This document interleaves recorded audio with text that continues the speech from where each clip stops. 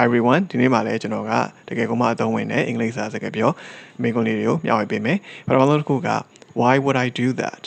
why would I do that okay ငါဘာလို့အဲ့လိုလုပ်ရမှာလဲတနည်းအားဖြင့်ကျွန်တော်တို့ကငါမှာအဲ့လိုလုပ်ဖို့ငါမှာအကြောင်းမရှိဘူးငါအဲ့လိုမျိုးလုပ်ဖို့မလိုအပ်ဘူးဆိုတဲ့သဘောမျိုးပေါ့နော်နောက်တစ်ခုကကြတော့ why do you think so why do you think so okay မင်းဘာလို့အဲ့လိုမျိုးထင်တာလဲနော်နောက်တစ်ခုကကြတော့ why don't you try it why don't you try it okay မင်းစမ်းကြည့်ပါလားပေါ့နော်ဆိုတော့ဘာကြောင့်မလို့မစမ်းကြည့်တာလဲစမ်းကြည့်ပါလားဒါမျိုးမေးတာပေါ့နော်နောက်တစ်ခါကျတော့ why don't you come along why don't you come along okay ငါတို့နဲ့အတူတူလိုက်ခဲ့ပါလားလို့ပြောရတဲ့အဓိပ္ပာယ်ပေါ့နော်နောက်တစ်ခါကျတော့ why didn't you tell me why didn't you tell me okay ငါ့ကိုဘာလို့မပြောပြရလဲနော်နောက်တစ်ခါကျတော့ why did you do that